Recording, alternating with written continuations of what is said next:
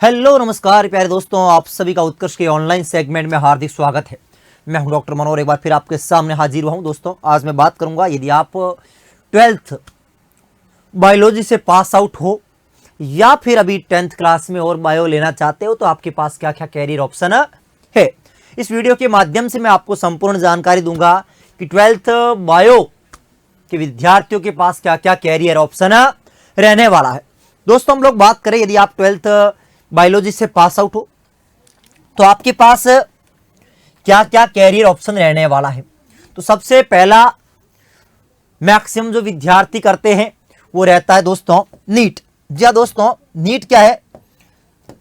एक entrance exam है जिसके अंकों के आधार पर आपको एक डॉक्टर की डिग्री के लिए आपको नीट देना कंपलसरी है।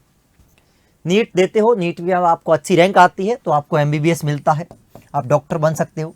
एमबीबीएस, बीडीएस, बीएएमएस, ये आपको इस नीट के अंकों के आधार पर आपको मिलते हैं। नीट का आप एग्जाम देते हो, आपको नीट का एग्जाम देने के बाद आपको कोई भी डॉक्टर डिग्री या आपको डॉक्टर बनना है तो आपका नीट का एग्जाम देना पड़ेगा, और नीट का एग्जाम भी देना पड़ेगा और अच्छे नंबर भी लाने पड़ेंगे।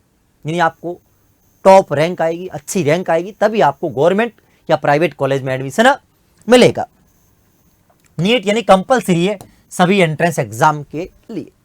सेकंड ऑप्शन आपके पास रहता है, जिसकी मैं बात करूं कि सर बीएससी, यानी आप ग्रेजुएशन कर सकते हो, सिंपल है ना, ग्रेजुएशन कर सकते हो।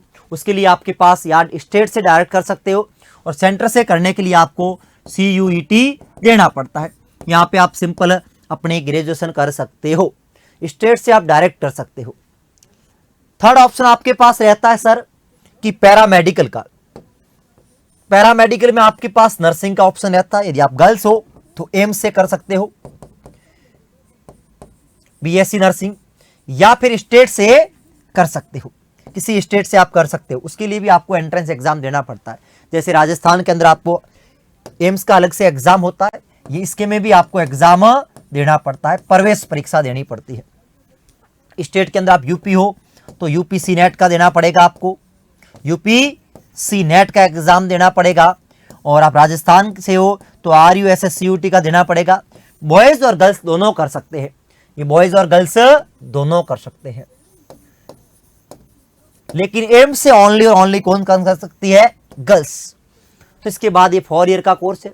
इसके बाद आप एज ए नर्सिंग ऑफिसर सरकारी अस्पताल में कार्य कर सकते हो, प्राइवेट अस्पताल में कार्य कर सकते हो, है ना। गवर्नमेंट की वैकेंसी भी ठीक ठाक निकलती है। एक और ऑप्शन रहता है दोस्तों पैरामेडिकल का। आपने लाइफ में ज़रूर आप गए होंगे कभी एक्सरा करवाने, या फिर CT स्कैन करवाने, या MRI करवाने, या ब्लड की कोई जांच करवाने, तो जो लैब में होते हैं, जैसे DMLT, क्या है BMLT, BMLT, जो अपना ब्लड के सैंपल को कलेक्ट करते हैं, है ना, जो सैंपल लगाते हैं, वो डिप्लोमा वाले होते हैं। ये भी 4 साल का है। डिप्लोमा होता 2 साल का, वो DMLT होता है, और डिग्री होती है वो 4 साल की। ऐसे ही DRT होता है, या फिर BRT हो सकता है, और DRT भी होता है। यानी इसमें बहुत सारे डिप्लोमा होते हैं। ये रेडियो का हो गया, जैसे एक्सरे टेक्नीशियन हो गया, है ना, इनका हो गया। ऐसे ECG का डिप्लोमा होता है ना, डायलिसिस का डिप्लोमा होता है, ऑप्थो में होता है। मतलब इसमें 10-12 डिप्लोमा होते हैं पैरामेडिकल के। एक डिप्लोमा होता 2 साल का, एक डिग्री होती 4 साल की। ठीक ठाक गवर्नमेंट जॉब निकलती है, इसमें भी कोई बुराई नहीं है। लेकिन एक और ऑप्शन रहता है फार्मा का। किसका? फार्मेसी का, है ना। D फार्मा कर लो या फिर D फार्मा कर लो, उसके लिए आपको B या D फार्मा करना पड़ता है। और एक और ऑप्शन है आपके पास, जिसकी मैं आज बात करूंगा संपूर्ण, RPVT, यानी राजस्थान प्री वेटनरी टेस्ट। ये पिछले साल से पहले इसका एग्जाम हुआ करता था। आजकल इसका पिछली बार से पहले हुआ करता था, फिर नीट में चला गया, फिर अब वापस एग्जाम होने लग गया। RPVT, Rajasthan pre veterinary test. यदि आपका ख्वाब है सर बेजुबानों की सेवा करने का और डॉक्टर बनने का, वेटनरी डॉक्टर बनने का, तो उसके लिए आपको प्रवेश परीक्षा देनी पड़ेगी RPVT। RPVT के अंकों के आधार पर आपको राजस्थान की प्राइवेट या गवर्नमेंट वेटनरी कॉलेज में एडमिशन मिलता है, तो उसके लिए आपको एंट्रेंस एग्जाम देना पड़ेगा आरपीवीटी का। जी हाँ दोस्तों, पिछली बार 2025 के अंदर भी ये प्रवेश परीक्षा हुई थी और हमारे उत्कर्ष से बहुत सारे विद्यार्थी सेलेक्ट हुए थे। रैंक सेकंड की बात करूं, रैंक 10th की बात करूं, रैंक 23 की बात करूं, तो अपने उत्कर्ष के ही विद्यार्थी थे।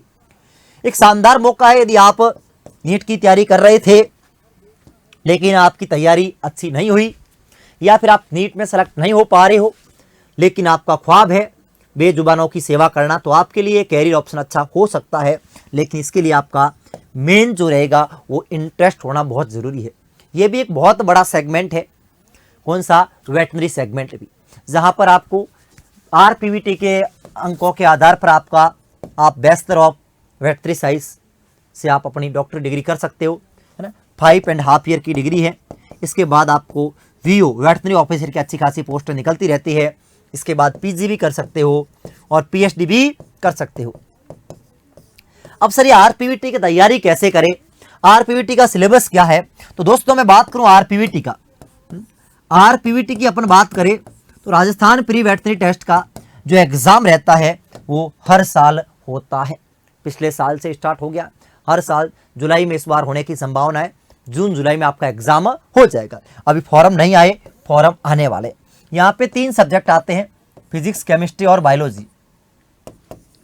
बायो के 90 एमसीक्यू रहते हैं, है ना।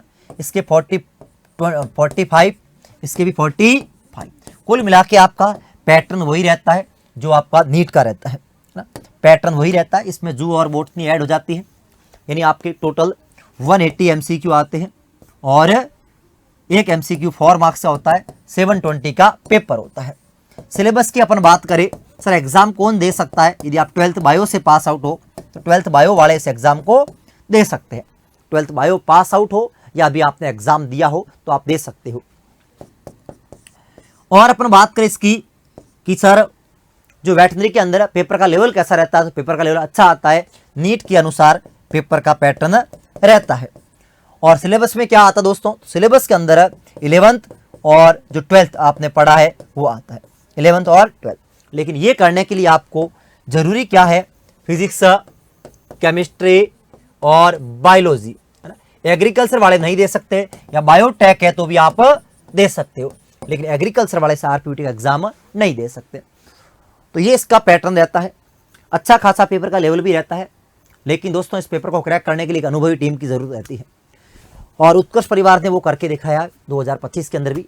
तो आप सभी के लिए बहुत महत्वपूर्ण सूचना है, यदि आप चाहते हो कि आरपीवीटी के अंदर अपना एक सीट को फिक्स करने के लिए, तो दोस्तों आप सभी को मालूम है कि इस होली के उपलक्ष्य में दोस्तों उत्कर्ष परिवार पे चल रहा है होली हंगामा ऑफर। जी हाँ दोस्तों, जहां पर आपको मिलने वाला है अप टू 90% तक का डिस्काउंट, साथ ही साथ दोस्तों एक्स्ट्रा 6 मंथ की कोर्स वैलिडिटी और 25% एक्स्ट्रा ऑफ मौजूदा कोर्स की वैधता बढ़ाने पर।